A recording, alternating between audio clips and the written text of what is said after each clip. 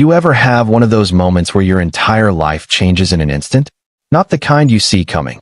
The kind that blindsides you so hard you swear the universe is playing some cruel joke. Yeah, that was me. It was supposed to be a normal night. I had spent the entire day drowning in legal documents, barely glancing at my phone. Lisa, my wife, had left me a few texts, something about a girl's night out. I didn't reply, not because I didn't care, but because my brain was fried. I had spent the past 3 years crawling my way up the corporate law firm ladder, and this case I was working on, it was big, the kind that could launch my career into places I never thought possible. By the time I finally looked at the clock, it was past midnight. I sighed, grabbed my keys, and headed home. I should have known something was wrong the second I pulled into our driveway. The house was too quiet. Lisa wasn't exactly the type to come home early from a night out, but something felt off. I could feel it in my bones, the way the hairs on the back of my neck stood up.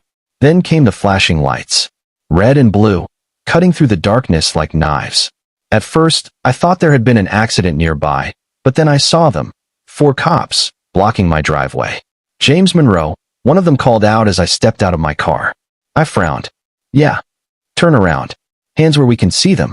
I let out a half laugh, assuming for a split second that this had to be some kind of mistake. I'm a lawyer, for God's sake. I know my rights. Wait. Hold on. I started, raising my hand slightly, still trying to process what the hell was happening. What's this about? The officer didn't answer. Another one moved in and yanked my hands behind my back. Cold metal snapped around my wrists. Handcuffs. Real ones. What the hell is going on? My voice rose as panic settled in. I tried to turn my head, but they were already patting me down, shoving me forward. I'm a lawyer. You can't just. James Monroe, you're under arrest for fraud and identity theft. You have the right to remain silent. Fraud? Identity theft? I let out a breathless laugh. You've got the wrong guy. I'm a corporate attorney. This is insane. That's when I heard it. Laughter. Not from the cops. Not from me. From her. I turned my head just in time to see Lisa and her friends huddled together on the porch, wine glasses in hand, cackling like this was some sort of comedy special. Oh my God, you should see your face. Lisa howled, doubling over. Priceless. Absolutely priceless. I went still. You? I exhaled, trying to process what I was seeing. Lisa, what the hell is this? She wiped at her eyes, breathless from laughing. It's just a prank, baby. Her friends clapped and cheered, and one of them even had the audacity to pull out their phone and start recording. You're a lawyer, right? Mia, Lisa's childhood best friend, giggled. Let's see if you can talk your way out of this one. The cops weren't in on the joke. That much was clear. They were dead serious. One of them was already reading me my rights, and another was reaching for something, a warrant? My mind spun. Lisa, I said, my voice low, deadly calm. Tell them it's a joke. She waved a dismissive hand. Relax, James. I'll clear it up in the morning. You'll be back before breakfast. That was when I realized she didn't get it. She didn't understand what she had done. This wasn't some harmless joke where you jump out from behind a door with a camera. This wasn't some silly scare prank. This was a felony charge. She had given false evidence to the police. Enough to get me arrested. And these cops? They weren't actors. They weren't laughing along. They were just doing their job. My heart slammed in my chest as they shoved me into the back of the squad car. I looked at Lisa one last time through the window. She was still smiling, still laughing. I wasn't. Because I knew something she didn't. She had just ruined her entire life. You know that moment when everything slows down? When reality smashes into you so hard that your mind just refuses to process it? That was me. Sitting in the back of that police car, hands cuffed behind my back, the flashing red and blue lights painting streaks across the night sky. Lisa was still laughing. She actually thought this was funny. The officers didn't. They were stone-faced, professional, treating me like every other suspect they had ever arrested.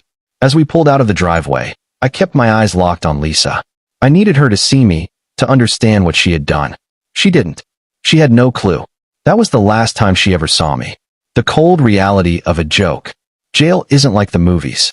There's no dramatic moment where you stand up and shout about your innocence while the officers suddenly realize they made a mistake. No, it's a long, humiliating, degrading process. I was fingerprinted, mugshot, tossed into a holding cell with men who had actually committed crimes. A drunk in the corner mumbled to himself, occasionally laughing at nothing. A guy with a split lip paced back and forth like a caged animal.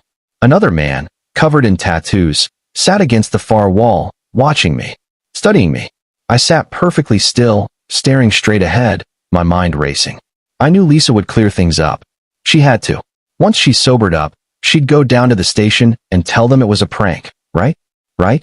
Hours passed. Nothing. No one came for me. I finally got my one phone call, and of course, I called her. The phone rang, and rang, and rang. No answer. I called again. Voicemail. She didn't pick up. She left me there. That was when I stopped waiting for her to fix it. That was when I stopped trusting her. My decision. By the time my lawyer arrived, I had already made up my mind. He was furious. I had worked with him before, and the moment he walked in, his face twisted in anger. James, he exhaled, shaking his head. Tell me this is a joke. I let out a dry, humorless laugh. That's the funny part, isn't it? It was supposed to be. He rubbed a hand down his face. Your wife and her friends gave false statements. The police took it seriously because they handed over fabricated bank statements and fraudulent emails in your name. My jaw clenched. She had gone that far? My own wife had planted fake evidence against me. Will she face charges? I asked, my voice tight. He sighed. If you press charges, then yes. But James, let's be real. You don't want to go down that road. This whole thing is going to blow over once she comes to her senses. Let's just get you out, and then you two can. I don't know, talk it out. I stared at him. Talk it out? Like this was some petty argument over dinner? No. There would be no talking this out. There would be no coming back from this. Lisa had destroyed something in me. Not just my trust. Not just our marriage. She destroyed the life I had built. And I was going to do the same to hers. Vanish without a trace. I made the first call as soon as I got out. Not to Lisa. Not to her friends.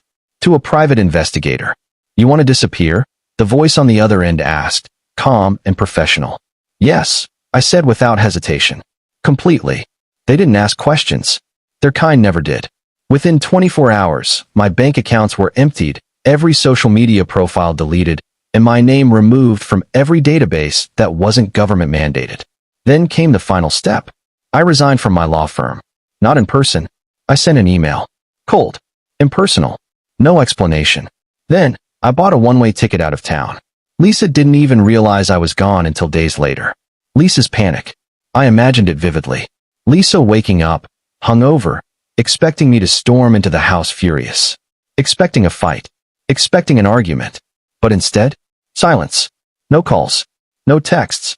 No angry confrontation. Just nothing. At first, she probably brushed it off. Maybe she thought I was just giving her the silent treatment. But then, she must have gone looking. The firm, he resigned. Didn't say why. His friends, we haven't heard from him. His family, no idea where he is. His bank account, closed.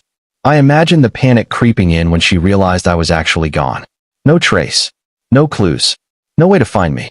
The husband she thought would always come back. Never did. My new life begins. For the first time in years, I felt free. No toxic marriage. No dead-end job. No fake friends. Just me. Starting over. Reinventing myself. I left behind the name James Monroe. And I became someone else. Lisa would spend years looking for me. She would beg. She would cry. She would swear she was sorry. But by the time she finally found me again, I would be sitting on the judge's bench. And she would be the one on trial. You ever wonder what it feels like to be erased? To wake up one morning and find that someone who was supposed to be permanent in your life just vanishes? Lisa never thought it would happen to her. She thought I'd come back. She thought I'd forgive her. She thought that, no matter what, James Monroe would always be her husband. She was wrong.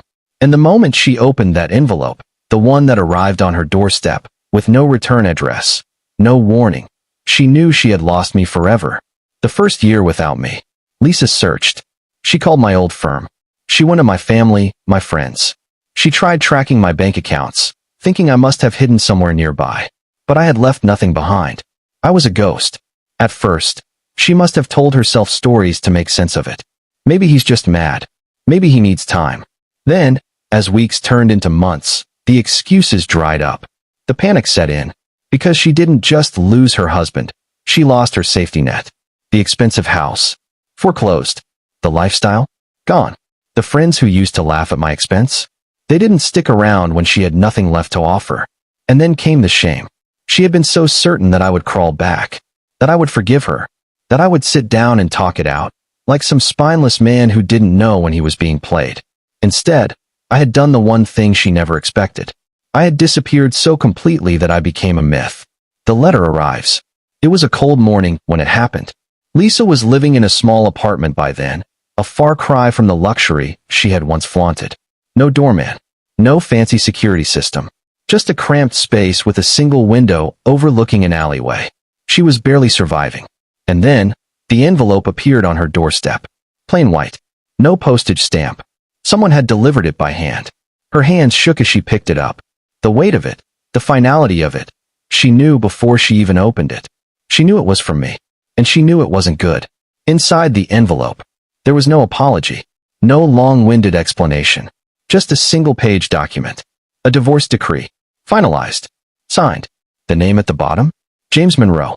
Lisa read it once. Twice. Then a third time, her breath coming faster, the walls closing in. This wasn't possible. Divorces took months, years. They required paperwork, court hearings, mediation. But this had already been settled. It was already done. She wasn't even given a chance to contest it. I had made sure of that. Lisa's breakdown. The thing about Lisa was, she always thought she had control. She thought she could play with people's lives and then fix things when they got messy. But when she saw my signature on that paper, something inside her shattered.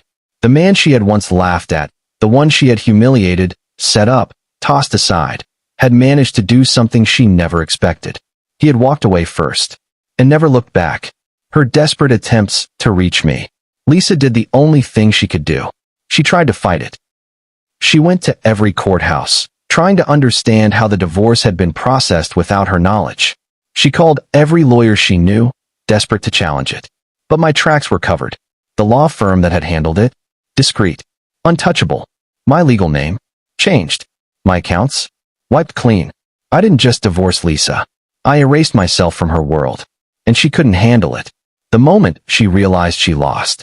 Lisa went back to her apartment that night, exhausted, defeated. She sat on her couch, staring at the divorce decree in her hands. And then she did something she hadn't done in years. She cried. Not the fake kind she used to get her way. Not the manipulative tears she used when she wanted something. No, this was real. Because for the first time in her life, she had lost control. And worse, she had lost to me. What comes next? Lisa would spend years regretting that night. She would tell herself that it was just a prank, just a joke gone too far. She would tell herself that if she had just called me that morning, everything would have been fine. But it wouldn't have. Because I had already decided to leave long before she set me up. She just gave me the excuse I needed. And by the time she found me again, I would be untouchable. You ever watch something collapse in slow motion? A bridge breaking apart, one steel beam at a time. A house crumbling from the foundation, brick by brick. That's what happened to Lisa's life. She didn't lose everything all at once. No, that would have been too easy. Instead, she lost it in pieces, each one cutting deeper. Each one making her realize just how much she had taken for granted. And me? I wasn't around to see it. But I knew. Because I had made sure of it. The first blow, the friend she thought she had. Lisa always believed she was the queen of social circles. She had friends in high places, connections that made her feel untouchable. But those same people, they were never really her friends. They were mine. The business dinners, the charity events, the high-class soirees, we went to those because of me. And when I disappeared, those invitations stopped coming. At first, she tried to act like nothing had changed. She showed up at gatherings, forcing smiles, laughing at jokes that weren't funny. But the whispers started. People looked at her differently. Some out of pity, others out of amusement. Because they all knew. Everyone knew that Lisa's husband had walked out and left her with nothing. And in those circles, weakness is social suicide. One by one, the people she had once called friends drifted away. Unanswered texts, ignored calls, until, eventually, Lisa wasn't invited anywhere at all. The second blow, the money that vanished. Lisa loved money. Not just having it, spending it. The designer clothes, the luxury vacations, the overpriced wine. That was her life. She thought it would never end. But here's the thing about wealth. It doesn't last when you don't know how to earn it. Lisa had never worked a day in her life. And now, she had no access to my money. Because I had made sure of it. The joint accounts? Emptied before I left. The credit cards? Cancelled. The house? Tied to a mortgage she couldn't afford alone. At first, she refused to believe it.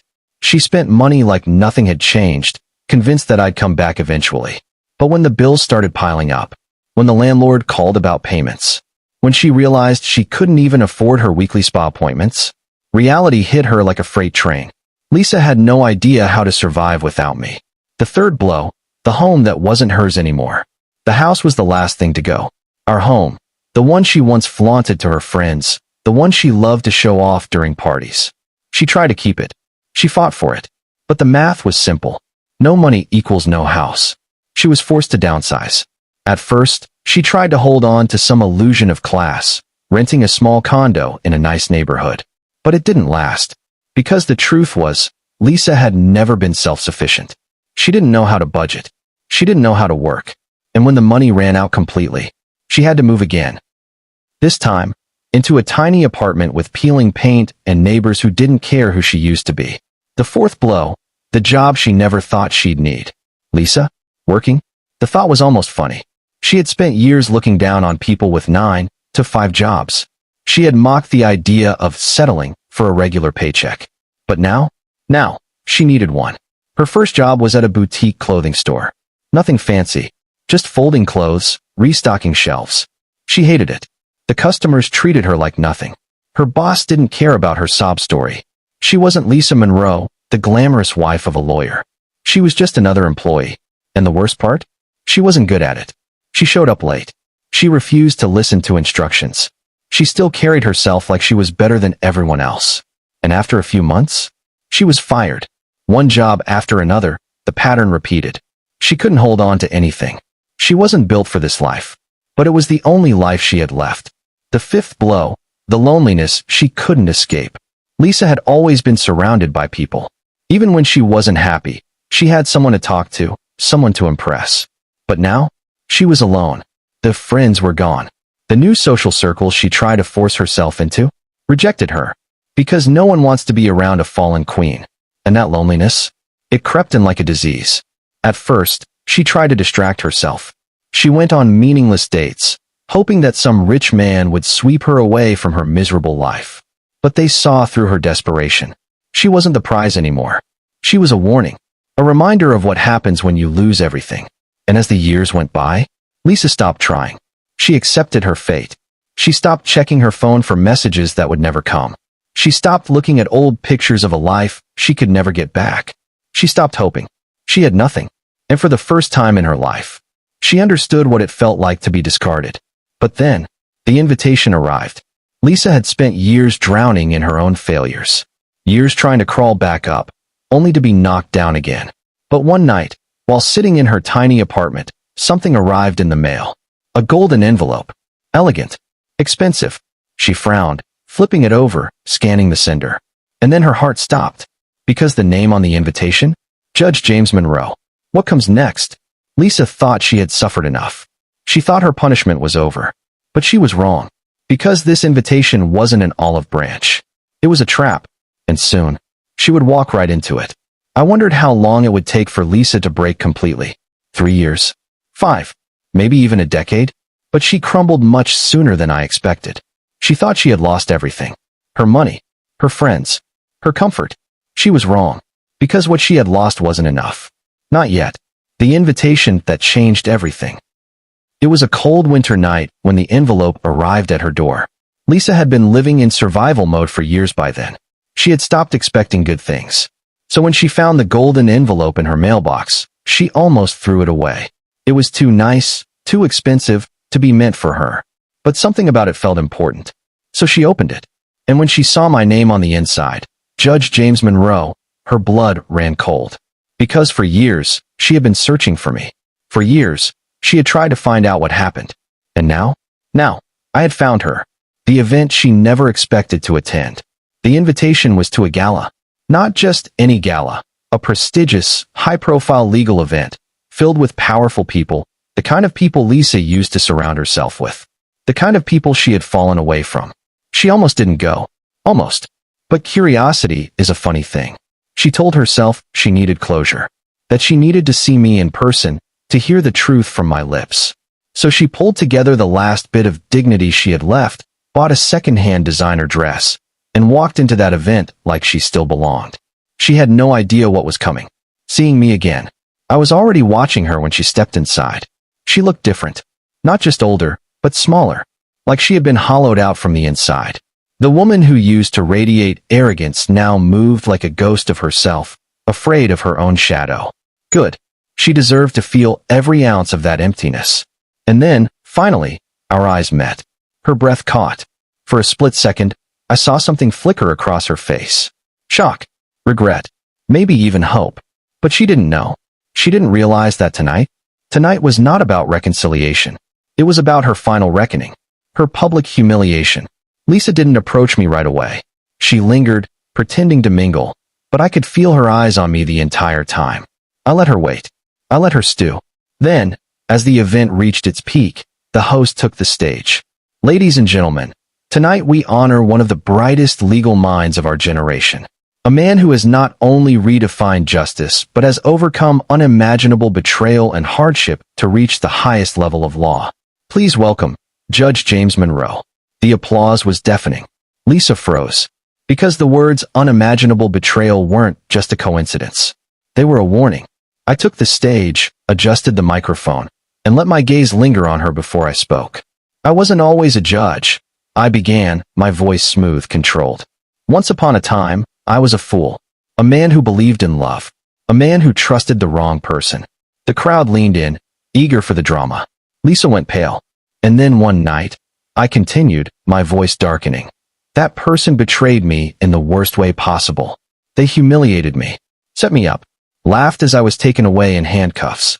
But in the end, I let a slow, knowing smile stretch across my face. In the end, they lost. Silence. A sharp, suffocating silence. Lisa staggered backward. She knew. Everyone in that room knew. She had just become the punchline of my victory speech. And the best part? No one even knew her name. She was irrelevant. Just another face in the crowd. And I had won. Her desperate attempt to talk to me. Lisa didn't leave right away. She stayed, hovering, waiting for an opening. And when the night was nearly over, she finally got what she wanted. A moment alone with me. I let her have it. Because I wanted to see just how broken she had become. She reached for my hand like I was still the man she had married. James, she whispered, her voice shaking. I don't even know what to say. I raised an eyebrow. You don't. She swallowed hard. I was stupid. I was selfish. I never meant for things to go that far. You have to believe me. I let out a quiet chuckle. Believe you? I echoed, tilting my head. Why? Lisa flinched. I stepped closer, watching the way her breathing quickened. I gave you a life most people dream of. I murmured, my voice calm. And you destroyed it. You laughed while you did it. And you thought I'd come back. Tears welled in her eyes.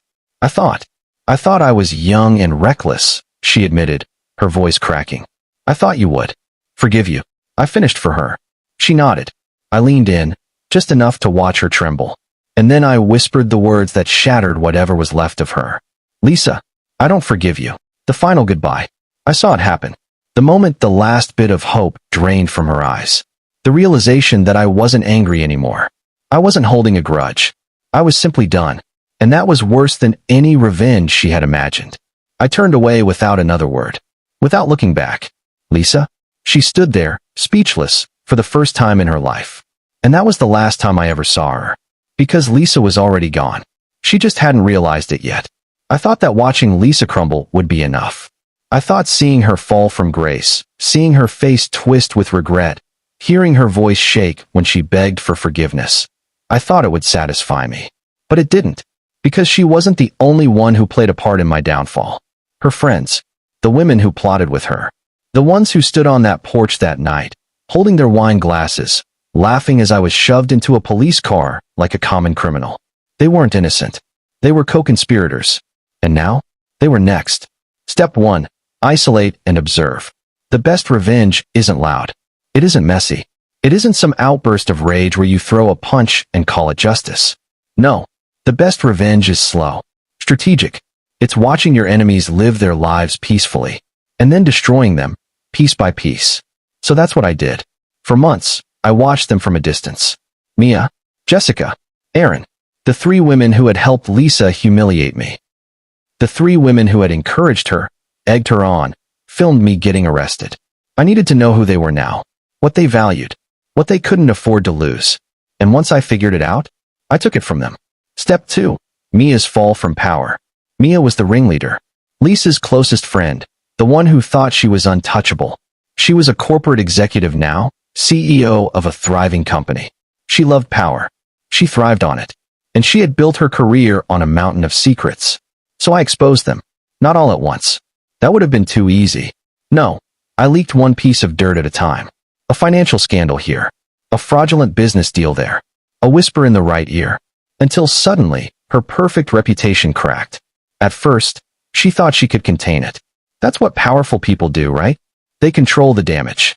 But the damage kept coming. Because I made sure of it. Until one day, she walked into her office and found a boardroom full of executives, staring at her coldly. And just like that, she was voted out. Her empire? Gone. And the worst part? She had no idea who did it. Step 3. Jessica's perfect life shattered. Jessica had always been the social butterfly, the influencer, the woman who built her entire existence around the illusion of perfection, the lavish vacations, the picture-perfect relationship with her fiancé, the carefully curated life that made other women jealous. But here's the thing about illusions. They're fragile, and all it takes is one crack for everything to break. So I found her weakest link. Her fiancé, a wealthy, well-connected man who worshipped the ground she walked on. A man who had no idea that while he was planning their wedding, Jessica was sleeping with his best friend. I made sure he found out. Not by telling him. That would have been too obvious. No, I made sure he walked in on them himself. A well-timed phone call. A perfectly orchestrated moment. And just like that, Jessica's perfect life was over. Her fiancé left her. Her sponsors dropped her. Her followers turned against her. And she became the thing she feared most. Irrelevant. Step 4. Erin's quiet destruction. Erin was different from the others. She wasn't powerful like Mia. She wasn't famous like Jessica. She was just comfortable. A small-town girl who had married well. She had a husband, a family, stability. And that's exactly what I took from her. Because, you see, Erin had secrets too. A past she had buried. A child she had given up for adoption, pretending it never happened. She thought no one knew. But I found out. And I found him. Her son. A grown man now, looking for answers. And I gave them to him. I told him everything. And then I sent him to her doorstep. And when her husband found out that she had lied to him, that she had kept something this big from him, the marriage crumbled. Erin lost everything. And me?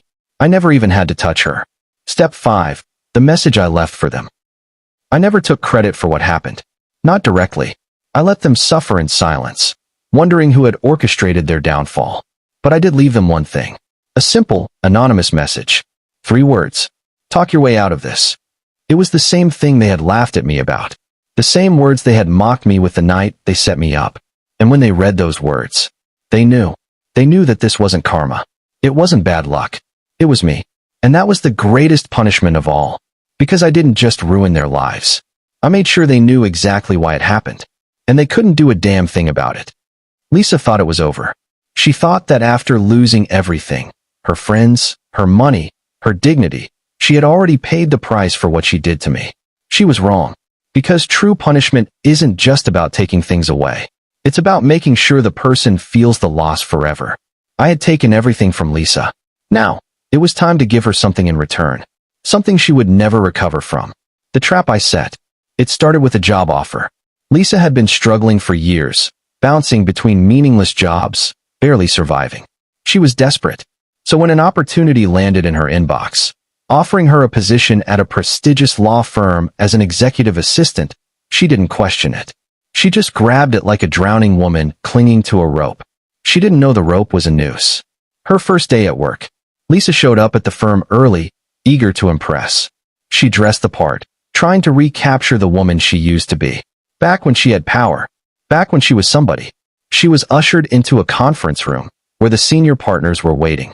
And then, the doors swung open. And I walked in. Her boss. Her new judge. Her executioner.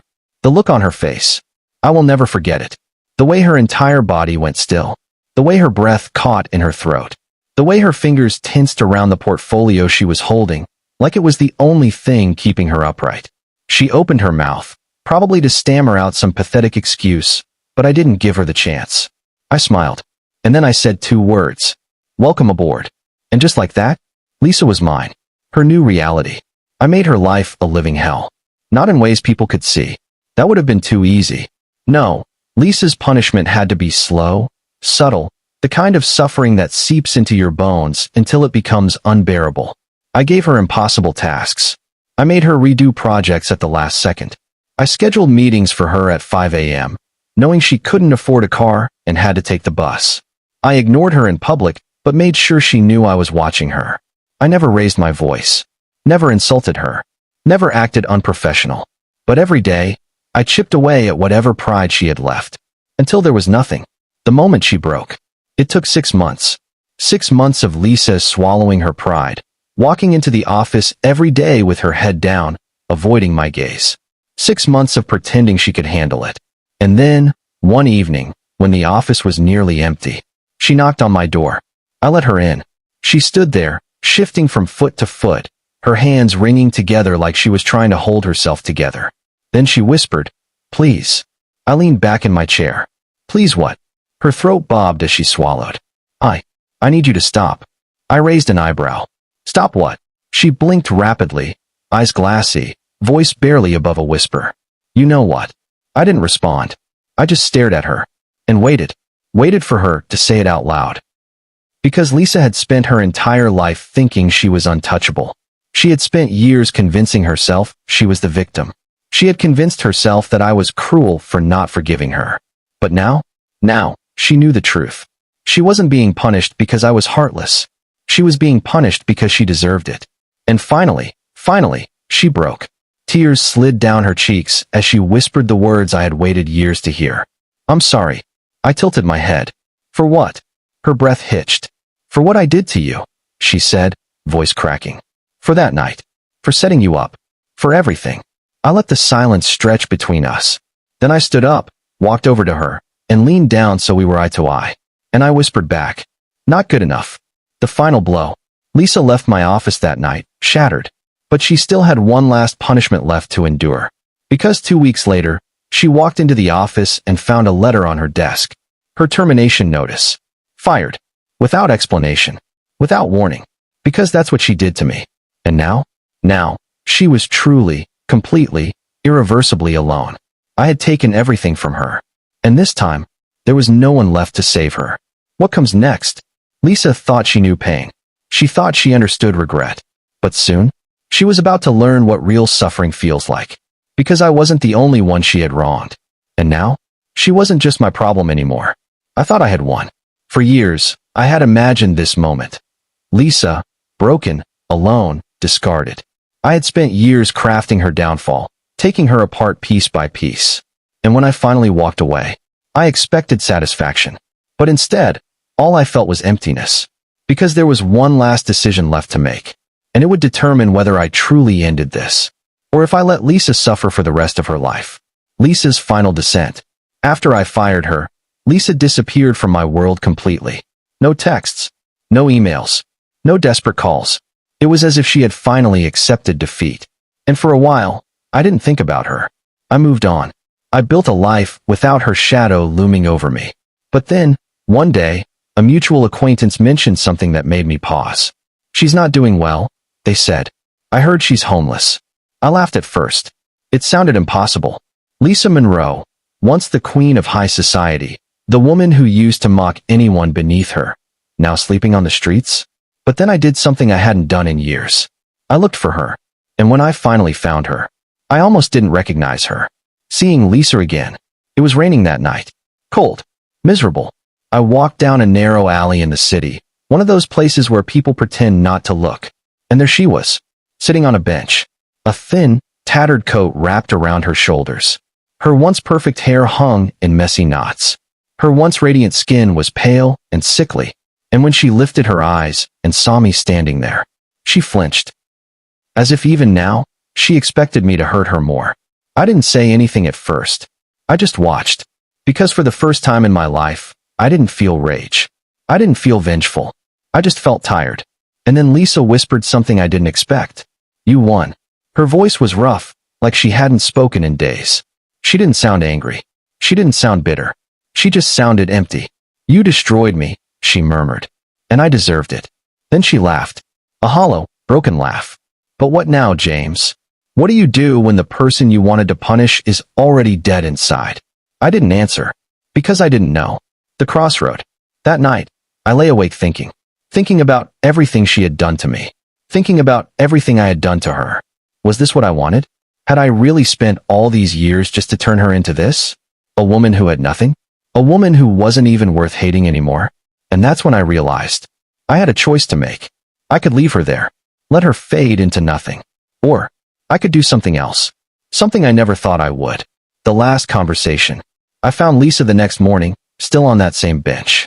She looked at me, eyes dull, as if she was already prepared for whatever I had planned next. But instead of mocking her, instead of walking away, I sat down beside her. She stiffened. You don't have to do this, she muttered. If you came to gloat, just get it over with. I shook my head. I'm not here to gloat. Lisa frowned, confused. For the first time since I started this war, I saw something I hadn't seen before. Fear. Not fear of me. Fear of the unknown. Fear of what I was about to say. And so I asked her the question that had been haunting me. What do you want, Lisa? She blinked. What? I repeated it. What do you want? She let out a dry laugh. What does it matter? She whispered. It's not like I get to have things anymore. I didn't let her avoid it. Answer the question. Lisa hesitated. Then, in a voice so small I almost didn't hear it. I just want to stop hurting. I exhaled, staring at the rain-soaked pavement. And then I made my decision. The final act. I reached into my coat and pulled out an envelope. Lisa eyed it suspiciously. I placed it on the bench beside her. What is this? She asked, her voice wary. A choice, I said simply. She swallowed. Slowly, she reached for it and opened it with trembling fingers. Inside was a one-way plane ticket. And a check. A large check. Enough to start over. Lisa stared at it like it was poison. Her breathing grew unsteady. Why? She whispered. Because this wasn't what she expected. She expected me to laugh in her face. To tell her that she deserved to rot. Not this. Not mercy. I stood up, tucking my hands into my coat. And then I said the words that ended it all. You don't deserve forgiveness. Lisa flinched. But I deserve peace. She looked up at me, eyes wide, stunned. And for the first time in years, I saw something in her face that I hadn't seen since before that night. Hope. Not for a second chance with me. Not for a return to her old life. But hope that maybe she still had time to become someone else. She didn't say anything as I turned and walked away. She didn't need to. Because this time, I wasn't taking anything from her. I was giving her one last chance. And what she did with it, that was her decision. Not mine. What comes next? Lisa had one final opportunity to start over. One last shot at becoming someone new. And as for me, it was time to stop looking backward. Because for the first time in years, I was finally free. I never looked back. Not when I walked away from Lisa that day. Not when I boarded my flight the next morning, leaving the city I once called home. Not even when I heard whispers, months later, that Lisa had disappeared completely. Some people said she had taken the money and left the country. Others said she never even cashed the check, that she just vanished, swallowed up by the world like she had never existed. But the truth? I didn't care. Because for the first time in my life, Lisa Monroe wasn't my problem anymore. A new beginning. Starting over wasn't easy.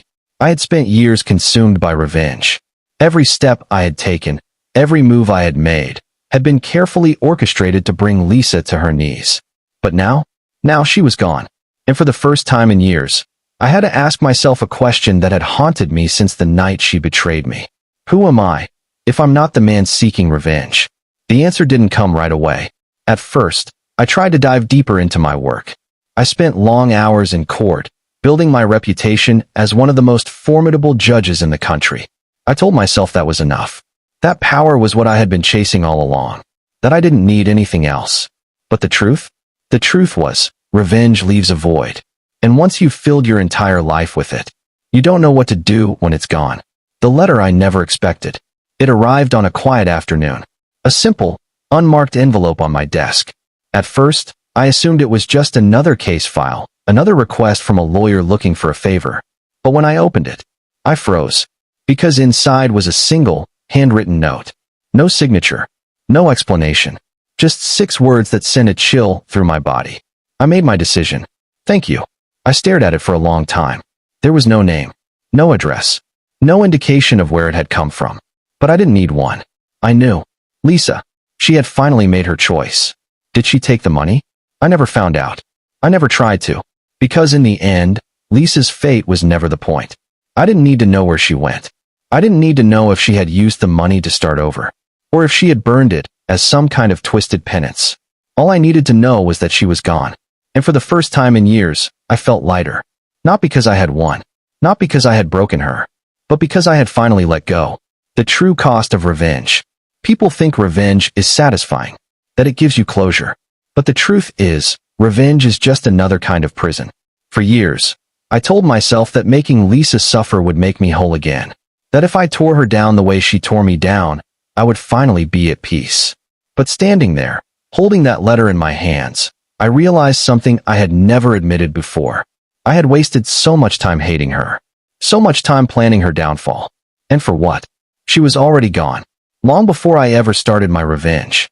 The woman I had loved, the one I had built a life with, had ceased to exist the night she set me up. The Lisa I had spent years destroying? She was just a ghost. And me? I had been chasing shadows.